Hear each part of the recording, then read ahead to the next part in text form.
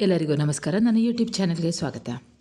ಇಂದಿನ ಈ ವಿಡಿಯೋದಲ್ಲಿ ಡಾಕ್ಟರ್ ಎಚ್ ನರಸಿಂಹಯ್ಯ ಅವರು ಬರೆದಂತಹ ಜ್ಯೋತಿಷ್ಯ ಅರ್ಥಪೂರ್ಣವೋ ಅರ್ಥರಹಿತವೋ ಅನ್ನುವಂತಹ ಪಾಠದ ಪ್ರಶ್ನೋತ್ತರಗಳನ್ನು ಇಂದಿನ ವಿಡಿಯೋದಲ್ಲಿ ಹಾಕ್ತಾ ಇದ್ದೇನೆ. ವಿದ್ಯಾರ್ಥಿಗಳೇ ಇದನ್ನು ಗಮನಿಸಿ. ಈ ಒಂದು ಲೇಖನವನ್ನು ತೆರೆದ ಮನ ಅನ್ನುವಂತಹ ಪ್ರಬಂಧ ಸಂಕಲನದಿಂದ ಆಯ್ದುಕೊಳ್ಳಲಾಗಿದೆ. ಆಕರ ಗ್ರಂಥ ಅಂತ ಏನಾದರೂ ಕೇಳಿದರೆ ತೆರೆದ ಮನ ಇದನ್ನು ನೀವು ನೆನಪಿನಲ್ಲಿ ಇಟ್ಟುಕೊಳ್ಳಿ. ಮೊದಲಿಗೆ ನೋಡೋಣ ಸಂದರ್ಭ. ಮೊದಲ ಪ್ರಶ್ನೆ ನೋಡ್ಕೊಳ್ಳಿ.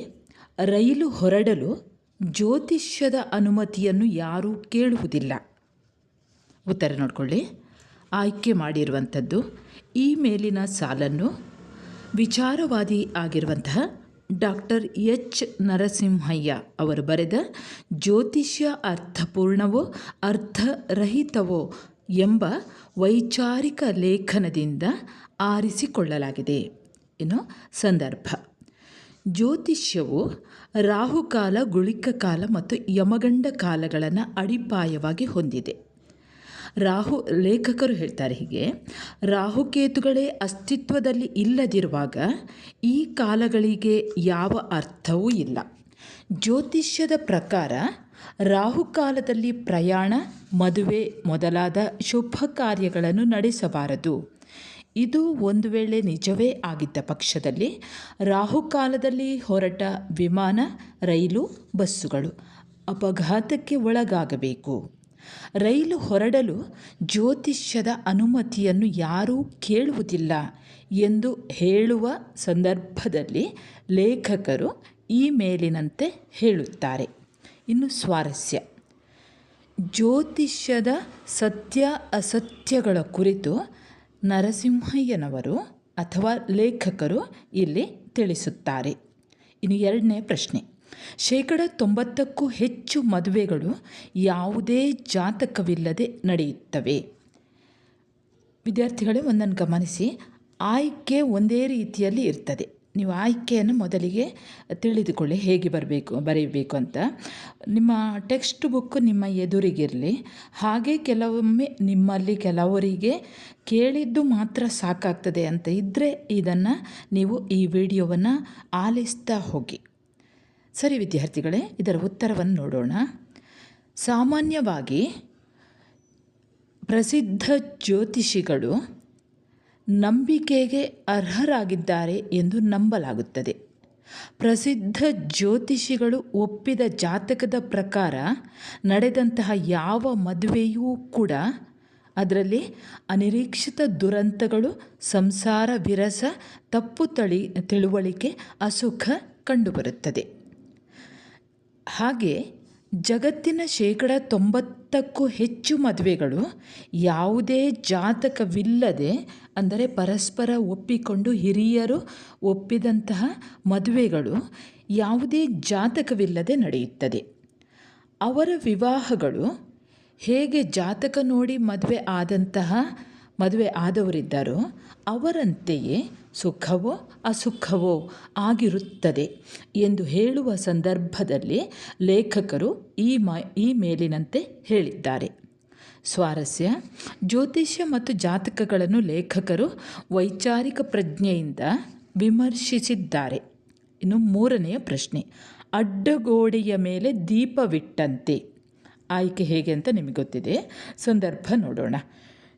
ಯಾವಾಗಲೂ ಜ್ಯೋತಿಷಿಗಳ ಭವಿಷ್ಯವಾಣಿಯು ಓದಲು ತಮಾಷೆಯಾಗಿರುತ್ತದೆ. ಅವು ಅಡ್ಡಗೋಡೆಯ ಮೇಲೆ ದೀಪವಿಟ್ಟಂತೆ ಇದ್ದು ಒಂದಕ್ಕಿಂತ ಹೆಚ್ಚು ಅರ್ಥವನ್ನು ಕೊಡುತ್ತಿರುತ್ತದೆ. ದಿನಪತ್ರಿಕೆ ಇರಬಹುದು, ವಾರಪತ್ರಿಕೆ ಇರಬಹುದು, ಇವುಗಳಲ್ಲಿ ಕಂಡುಬರುವ ಭವಿಷ್ಯದ ಸ್ವರೂಪ ಎಲ್ಲ ವಾರಗಳಲ್ಲಿಯೂ ಕೂಡ ಒಂದೇ ರೀತಿಯ ವಿವರಣೆ ಹೊಂದಿರುತ್ತದೆ. ಚುನಾವಣೆಗಳ ಬಗ್ಗೆ ಜ್ಯೋತಿಷಿಗಳ ಭವಿಷ್ಯ ಮಾಧ್ಯಮದವರು ನಡೆಸುವಂತಹ ಚುನಾವಣಾ ಪೂರ್ವ ಸಮೀಕ್ಷೆಯಷ್ಟೇ ಊಹೆಗೆ ಒಳಪಟ್ಟಿರುತ್ತದೆ ಎಂದು ಹೇಳುವ ಸಂದರ್ಭದಲ್ಲಿ ಲೇಖಕರು ಈ ಮೇಲಿನಂತೆ ಹೇಳುತ್ತಾರೆ. ಸ್ವಾರಸ್ಯ. ಜ್ಯೋತಿಷ್ಯದಲ್ಲಿ ಯಾವುದೇ ನಿಖರತೆ, ಸ್ಪಷ್ಟತೆಗಳು ಇಲ್ಲ ಎಂಬುದು ಲೇಖಕರ ಅಭಿಪ್ರಾಯ. ಇನ್ನು ನಾಲ್ಕನೆಯ ಪ್ರಶ್ನೆ. ಜ್ಯೋತಿಷ್ಯ ಒಂದು ವಾಣಿಜ್ಯವಾಗಿದೆ. ಆಯ್ದುಕೊಂಡಿರುವಂಥದ್ದು ಈ ಮೇಲಿನ ಸಾಲನ್ನು ವಿಚಾರವಾದಿ ಆಗಿರುವಂತಹ ಡಾಕ್ಟರ್ ಎಚ್ ನರಸಿಂಹಯ್ಯನವರ ಜ್ಯೋತಿಷ್ಯ ಅರ್ಥಪೂರ್ಣವೋ ಅರ್ಥರಹಿತವೋ ಎಂಬ ವೈಚಾರಿಕ ಲೇಖನದಿಂದ ಆರಿಸಿಕೊಳ್ಳಲಾಗಿದೆ. ಸಂದರ್ಭ: ಜನರು ನಿರಾಶೆಯಲ್ಲಿದ್ದಾಗ ಅಥವಾ ಸಮಸ್ಯೆಯಲ್ಲಿದ್ದಾಗ ಜ್ಯೋತಿಷಿಗಳ ಮೊರೆ ಹೋಗುತ್ತಾರೆ. ಜನರಿಗೆ ಉಂಟಾದಂತಹ ಅಮಂಗಳದ ನಿವಾರಣೆಯ ಕುರಿತು ಶಾಂತಿ ಪೂಜೆಗಳಿಂದ ಪರಿಹಾರವಾಗುತ್ತದೆ ಎಂದು ಅವರು ಹೇಳುತ್ತಾರೆ. ಹಾಗೆಯೇ ಅದರೊಂದಿಗೆ ಹಣ ಎಷ್ಟು ಖರ್ಚಾಗುತ್ತದೆ ಎಂಬುದನ್ನು ಕೂಡ ಹೇಳಲು ಮರೆಯುವುದಿಲ್ಲ. ಹಾಗಾಗಿ ಜ್ಯೋತಿಷ್ಯ ಅನ್ನುವಂಥದ್ದು ಮುಗ್ಧ ಜನರನ್ನು ಭಯದಲ್ಲಿ ಇರಿಸಿ ಅವರ ಸುಲಿಗೆಗೆ ಕಾರಣವಾಗುತ್ತದೆ. ಅದೊಂದು ವಾಣಿಜ್ಯವಾಗಿದೆ ಎಂದು ಹೇಳುವ ಸಂದರ್ಭದಲ್ಲಿ ಈ ಮೇಲಿನಂತೆ ಲೇಖಕರು ಹೇಳುತ್ತಾರೆ. ಸ್ವಾರಸ್ಯ: ಮುಗ್ಧ ಜನರ ಕಷ್ಟ ನಷ್ಟಗಳನ್ನು ಜ್ಯೋತಿಷಿಗಳು ತಮಗೆ ಹಣ ಮಾಡಲು ಬಳಸಿಕೊಳ್ಳುತ್ತಾರೆ ಎಂದು ಲೇಖಕರು ಇಲ್ಲಿ ತಿಳಿಸಿದ್ದಾರೆ. 5ನೆಯ ಸಂದರ್ಭ: ಸಮಾಜದ ಸುಧಾರಣೆ ಶಿಕ್ಷಣದ ಒಂದು ಉದ್ದೇಶ. ಆಯ್ಕೆ: ಈ ಮೇಲಿನ ಸಾಲನ್ನು ವಿಚಾರವಾದಿ ಆಗಿರುವಂತಹ ಡಾಕ್ಟರ್ ಎಚ್ ನರಸಿಂಹಯ್ಯನವರು ಬರೆದ ತೆರೆದ ಮನ ಅನ್ನುವಂತಹ ಪ್ರಬಂಧ ಸಂಕಲನದಿಂದ ಆಯ್ದುಕೊಂಡಂತಹ ಜ್ಯೋತಿಷ್ಯ ಅರ್ಥಪೂರ್ಣವೋ ಅರ್ಥರಹಿತವೋ ಎಂಬ ವೈಚಾರಿಕ ಲೇಖನದಿಂದ ಆರಿಸಿಕೊಳ್ಳಲಾಗಿದೆ. ಸಂದರ್ಭ: ಅಧ್ಯಾಪಕರಲ್ಲಿ ಮತ್ತು ವಿದ್ಯಾರ್ಥಿಗಳಲ್ಲಿ ವೈಜ್ಞಾನಿಕ ಮನೋಭಾವವನ್ನು ಬೆಳೆಸುವುದು ಶಿಕ್ಷಣದ ಮುಖ್ಯ ಉದ್ದೇಶವಾಗಬೇಕು. ಯಾವುದನ್ನು ಕೂಡ ಪ್ರಶ್ನಿಸದೆ ಪರಿಶೀಲಿಸದೆ ಒಪ್ಪಿಕೊಳ್ಳಬಾರದು. ಸಮಾಜದ ಸುಧಾರಣೆ ಶಿಕ್ಷಣದ ಒಂದು ಉದ್ದೇಶವಾಗಬೇಕು. ಆದರೆ ನಮ್ಮ ಶಿಕ್ಷಣ ಮಾತ್ರ ಅವಿದ್ಯಾವಂತ ಮೂಢನಂಬಿಕೆ ಉಳ್ಳವರನ್ನು ವಿದ್ಯಾವಂತ ಮೂಢನಂಬಿಕೆ ಉಳ್ಳವನನ್ನಾಗಿ ಪರಿವರ್ತಿಸ್ತಾ ಇದೆ ಎಂದು ಹೇಳುವ ಸಂದರ್ಭದಲ್ಲಿ ಲೇಖಕರು ಈ ಮೇಲಿನಂತೆ ಹೇಳುತ್ತಾರೆ. ಸ್ವಾರಸ್ಯ: ಶಿಕ್ಷಣ ನಮಗೆ ವೈಚಾರಿಕ ಚಿಂತನೆಗಳನ್ನು ಕಲಿಸಬೇಕು.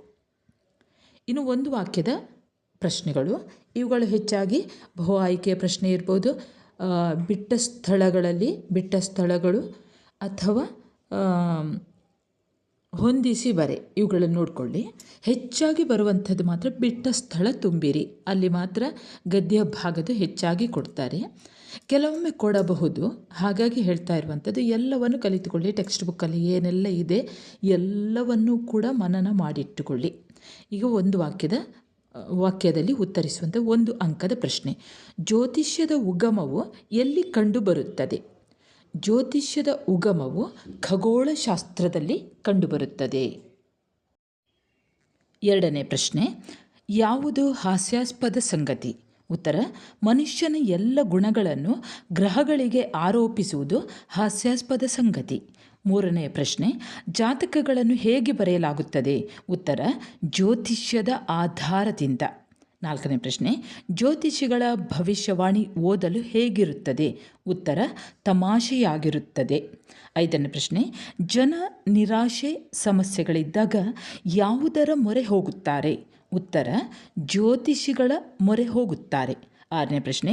ಜ್ಯೋತಿಷ್ಯ ಮುಗ್ಧ ಜನರನ್ನು ಹೇಗೆ ಶೋಷಿಸುತ್ತದೆ? ಉತ್ತರ: ಜ್ಯೋತಿಷ್ಯ ಮುಗ್ಧ ಜನರನ್ನು ಭಯದಲ್ಲಿ ಇರಿಸಿ ಅವರನ್ನು ಶೋಷಿಸುತ್ತದೆ. 7ನೇ ಪ್ರಶ್ನೆ. ಮೂಢನಂಬಿಕೆಗಳಿಂದ ಉಂಟಾಗುವ ಅಪಾಯ ಎಂಥದ್ದು? ಉತ್ತರ: ಮೂಢನಂಬಿಕೆಗಳಿಂದ ಸ್ವತಂತ್ರ ಆಲೋಚನೆ ಮತ್ತು ಆತ್ಮವಿಶ್ವಾಸಕ್ಕೆ ಧಕ್ಕೆ ಬರುತ್ತದೆ. ಹಾಗೆ ಮೂಢನಂಬಿಕೆಗಳ ಅಪಾಯ ವಾಯು ಜಲ ಮಾಲಿನ್ಯಗಳಿಗಿಂತ ಹೆಚ್ಚು ಅಪಾಯಕಾರಿ. 8ನೇ ಪ್ರಶ್ನೆ. ವಾಯು ಜಲ ಮಾಲಿನ್ಯಕ್ಕಿಂತ ಯಾವುದು ಹೆಚ್ಚು ಅಪಾಯಕಾರಿಯಾಗುತ್ತದೆ? ಉತ್ತರ: ಮೂಢನಂಬಿಕೆ. ಇನ್ನು ಮುಖ್ಯ ಪ್ರಶ್ನೆ 3ನೇದು. ಅದರಲ್ಲಿ 2-3 ವಾಕ್ಯಗಳಲ್ಲಿ ಉತ್ತರಿಸಿ. ಪ್ರಶ್ನೆ ನೋಡಿ. ವಿಜ್ಞಾನದ ಸಿದ್ಧಾಂತಗಳು ಹೇಗೆ ರೂಪುಗೊಳ್ಳುತ್ತವೆ? ಉತ್ತರ: ವಿಜ್ಞಾನದ ಸಿದ್ಧಾಂತಗಳು ನಿಯಮಗಳು ಹೊಸ ಸಂಶೋಧನೆಯ ಬೆಳಕಿನಲ್ಲಿ ಪುನರ್ರಚಿತವಾಗುತ್ತವೆ. ಅದು ವಸ್ತುನಿಷ್ಠತೆ, ಪುನರಾವೃತ್ತಿಯ ಸಾಮರ್ಥ್ಯ, ದೃಢತೆ, ವಿಶ್ವಮಾನ್ಯತೆ ಈ ಎಲ್ಲ ಅಂಶಗಳನ್ನು ಒಳಗೊಂಡಿರಬೇಕು. ಎರಡನೇ ಪ್ರಶ್ನೆ, ಜ್ಯೋತಿಷ್ಯದ ಪ್ರಕಾರ ಗ್ರಹಗಳು ಎಷ್ಟು? ಅವುಗಳು ಯಾವುವು? ಉತ್ತರ, ಜ್ಯೋತಿಷ್ಯದ ಪ್ರಕಾರ ಗ್ರಹಗಳು 9. ಅವು ಸೂರ್ಯ, ಚಂದ್ರ, ರಾಹು, ಕೇತು, ಬುಧ, ಶುಕ್ರ, ಮಂಗಳ, ಗುರು ಮತ್ತು ಶನಿ. ಮೂರನೆಯ ಪ್ರಶ್ನೆ, ರಾಹುಕಾಲ, ಗುಳಿಕಕಾಲ, ಯಮಗಂಡ ಕಾಲಗಳ ಬಗ್ಗೆ ಲೇಖಕರ ಅಭಿಪ್ರಾಯವೇನು? ಉತ್ತರ, ಜ್ಯೋತಿಷ್ಯವು ರಾಹುಕಾಲ, ಗುಳಿಕಕಾಲ ಮತ್ತು ಯಮಗಂಡ ಕಾಲ ಈ 3 ಅಂಶಗಳನ್ನು ಅಡಿಪಾಯವಾಗಿ ಹೊಂದಿದೆ. ರಾಹು ಕೇತುಗಳು ಅಸ್ತಿತ್ವದಲ್ಲಿ ಇಲ್ಲದಿರುವಾಗ ರಾಹುಕಾಲ, ಗುಳಿಕ ಕಾಲಗಳಿಗೆ ಸಹಜವಾಗಿ ಯಾವ ಅರ್ಥವೂ ಇಲ್ಲ ಎಂಬುದು ಲೇಖಕರ ಅಭಿಪ್ರಾಯ. ನಾಲ್ಕನೆಯ ಪ್ರಶ್ನೆ, ಬುದ್ಧನ ವಿನಯ ಪೀಠಿಕಾ ಗ್ರಂಥದಲ್ಲಿ ಯಾರಿಂದ ದೂರವಿರಬೇಕು ಎಂದು ಎಚ್ಚರಿಸಿದ್ದಾರೆ? ಉತ್ತರ, ಬುದ್ಧನು ವಿನಯ ಪೀಠಿಕಾ ಗ್ರಂಥದಲ್ಲಿ ಯಾರು ನಕ್ಷತ್ರಗಳ ಲೆಕ್ಕಾಚಾರದಂತಹ ತಂತ್ರಗಳಿಂದ ಜೀವನ ನಡೆಸುತ್ತಾರೋ ಅಂಥವರಿಂದ ದೂರವಿರಬೇಕು ಎಂದು ಎಚ್ಚರಿಸಿದ್ದಾರೆ. ಇನ್ನು 4 ಅಂಕಗಳ ಪ್ರಶ್ನೆಗಳು. ಇದನ್ನು ನೀವು 5-6 ವಾಕ್ಯಗಳಲ್ಲಿ, ಕೆಲವೊಮ್ಮೆ ಸ್ವಲ್ಪ ಹೆಚ್ಚು ಸಾಲುಗಳು ಇರ್ತವೆ, ಹೀಗೆ ಉತ್ತರಿಸಿದರೆ ನಿಮಗೆ 4 ಅಂಕ ದೊರೆಯುತ್ತದೆ. ಮೊದಲ ಪ್ರಶ್ನೆ, ಪ್ರಕೃತಿಯ ಘಟನೆಗಳು ಆದಿಮಾನವನ ಮನಸ್ಸಿನ ಮೇಲೆ ಉಂಟು ಮಾಡಿದ ಪರಿಣಾಮಗಳು ಏನು? ಉತ್ತರ, ಪ್ರಕೃತಿಯಲ್ಲಿ ನಡೆಯುವಂತಹ ಘಟನೆಗಳು ಆದಿಮಾನವನಿಗೆ ಭಯ ಭಕ್ತಿಯನ್ನು ಉಂಟು ಮಾಡಿದ್ದು ಅವು ಅವನ ಬಹುಪಾಲು ನಂಬಿಕೆಗಳು ಈ ಹಿನ್ನೆಲೆಯಲ್ಲಿಯೇ ರೂಪುಗೊಂಡಂಥವು. ಮಿಂಚುಗುಡುಗುಗಳು ಅವನಿಗೆ ಸಾಕಷ್ಟು ಭಯವನ್ನು ಉಂಟು ಮಾಡಿರಬಹುದು. ಮಧ್ಯಾಹ್ನದಲ್ಲಿ ಗ್ರಹಣ ನಡೆದಾಗ ಒಮ್ಮೆಲೆ ಕತ್ತಲು ಮುಸುಕಿದ್ದು ಎಂತಹ ಧೈರ್ಯಶಾಲಿಯಾದಂತಹ ಆದಿಮಾನವನಿಗೂ ಕೂಡ ಅದು ಭಯವನ್ನು ಉಂಟು ಮಾಡಿರಬಹುದು. ಭೂಕಂಪವು ಅವನಿಗೆ ಹೆಚ್ಚಿನ ಭಯವನ್ನು ತಂದಿರಬಹುದು. ಕನಸು, ರೋಗ, ಸಾವು ಇವೆಲ್ಲ ಅವನಿಗೆ ಬಹಳಷ್ಟು ರಹಸ್ಯದ ಒಂದು ವಿಷಯಗಳಾಗಿರಬಹುದು. ಇವೆಲ್ಲವೂ ಈ ಎಲ್ಲ ಪ್ರಕೃತಿಯ ಘಟನೆಗಳು ಆದಿಮಾನವನ ಮೇಲೆ ಉಂಟು ಮಾಡಿದಂತಹ ಪರಿಣಾಮಗಳು. ಇನ್ನು ಎರಡನೇದು, ಜ್ಯೋತಿಷ್ಯ ಏಕೆ ವಿಜ್ಞಾನವಾಗಲಾರದು ವಿವರಿಸಿ. ಜ್ಯೋತಿಷ್ಯ ಏಕೆ ವಿಜ್ಞಾನವಾಗಲಾರದು ವಿವರಿಸಿ. ಉತ್ತರ ನೋಡೋಣ. ಪ್ರಾಚೀನ ಜ್ಯೋತಿಷ್ಯದ ಉಗಮವು ಖಗೋಳಶಾಸ್ತ್ರದಲ್ಲಿ ಕಂಡುಬರುತ್ತದೆ. ಖಗೋಳಶಾಸ್ತ್ರವು ವಿಜ್ಞಾನದ ಒಂದು ಶಾಖೆಯಾಗಿದ್ದರಿಂದ ಅದು ಬೆಳೆಯುತ್ತಾ ಬಂದಿದೆ. ವಿಜ್ಞಾನದ ಎಲ್ಲ ಪ್ರಯೋಗಗಳು ತಾತ್ಕಾಲಿಕವಾಗಿದ್ದು ಅಧಿಕಾರಯುಕ್ತವಾಗಿ ಅಥವಾ ಅಧಿಕಾರ ಮುಕ್ತವಾಗಿ, ಕುರುಡಾಗಿ ಯಾವತ್ತೂ ಕೂಡ ಅದು ಮಾತನಾಡುವುದಿಲ್ಲ. ವಿಜ್ಞಾನದ ಎಲ್ಲ ಸಿದ್ಧಾಂತಗಳು, ನಿಯಮಗಳು ಹೊಸ ಸಂಶೋಧನೆಯ ಬೆಳಕಿನಲ್ಲಿ ಪುನರ್ರಚಿತವಾಗುತ್ತವೆ. ಯಾವುದೇ ಒಂದು ವಿಷಯ ವಿಜ್ಞಾನ ಎನಿಸಿಕೊಳ್ಳಬೇಕಾದರೆ ಅದು ವಸ್ತುನಿಷ್ಠತೆ, ಪುನರಾವೃತ್ತಿಯ ಸಾಮರ್ಥ್ಯ, ದೃಢತೆ, ವಿಶ್ವಮಾನ್ಯತೆ ಎಲ್ಲ ರೀತಿಯ ಅಂಶಗಳನ್ನು ಕೂಡ ಅವುಗಳು ತೃಪ್ತಿಪಡಿಸಬೇಕಾಗುತ್ತದೆ. ವಿಜ್ಞಾನದ ಇತರ ಶಾಖೆಗಳಂತೆ ಪ್ರಾಚೀನ ಖಗೋಳಶಾಸ್ತ್ರವೂ ಸಹ ಹಲವಾರು ತಪ್ಪು ಗ್ರಹಿಕೆಗಳನ್ನು ಪಡೆದುಕೊಂಡಿದ್ದು, ಜ್ಯೋತಿಷ್ಯದ ಆಧಾರವಾಗಿರುವ 9 ಗ್ರಹಗಳಲ್ಲಿ 2 ಗ್ರಹಗಳೇ ಅಲ್ಲ. ಇದಲ್ಲದೆ ಜ್ಯೋತಿಷಿಗಳಿಗೆ ನಿಖರವಾದ ಕಾಲದ ಪರಿಕಲ್ಪನೆ ಇರಲಿಲ್ಲವಾದರೂ ಅದರ ಪ್ರಾಮುಖ್ಯತೆ ಜ್ಯೋತಿಷ್ಯದಲ್ಲಿ ಹೆಚ್ಚಾಗಿದೆ. ಎಲ್ಲ ಕಾರಣಗಳಿಂದ ಜ್ಯೋತಿಷ್ಯ ವಿಜ್ಞಾನ ಆಗಲಾರದು. ಇನ್ನು ಎರಡನೇ ಪ್ರಶ್ನೆ, ಸ್ವಾಮಿ ವಿವೇಕಾನಂದರು ಜ್ಯೋತಿಷ್ಯದ ಬಗ್ಗೆ ತಾಳಿರುವ ಅಭಿಪ್ರಾಯವೇನು? ಉತ್ತರ, ಮನುಷ್ಯನ ಭವಿಷ್ಯದ ನಿರ್ಣಯಕ್ಕೆ ಅವನೇ ಕಾರಣ ಎಂದು ದೃಢವಾಗಿ ನಂಬಿದ್ದಂತಹ ಸ್ವಾಮಿ ವಿವೇಕಾನಂದರು ಅವರೂ ಕೂಡ ಜ್ಯೋತಿಷ್ಯದ ಬಗ್ಗೆ ಕಟುವಾದ ಅಭಿಪ್ರಾಯವನ್ನು ಹೊಂದಿದ್ರು. ಅವರು ಈ ರೀತಿ ಹೇಳ್ತಾರೆ, ನಕ್ಷತ್ರಗಳ ಪ್ರಭಾವ ನನ್ನ ಮೇಲೆ ಆಗುವುದಾದರೆ ಆಗಲಿ. ಅದು ನನ್ನ ಜೀವನದ ಮೇಲೆ ಪ್ರಭಾವ ಬೀರಿದರೆ ಅದಕ್ಕೆ ಯಾವ ಬೆಲೆಯೂ ಇಲ್ಲ. ಜ್ಯೋತಿಷ್ಯ ಮತ್ತಿತರ ಸಂಗತಿಗಳು ಸಾಮಾನ್ಯವಾಗಿ ದುರ್ಬಲ ಮನಸ್ಸಿನ ಗುರುತುಗಳು. ಇವುಗಳು ಬದುಕಿನಲ್ಲಿ ಪ್ರಾಮುಖ್ಯತೆ ಪಡೆದುಕೊಂಡ ಕೂಡಲೇ ವೈದ್ಯರನ್ನು ಕಾಣಬೇಕೇ ಹೊರತು ಜ್ಯೋತಿಷಿಗಳನ್ನಲ್ಲ.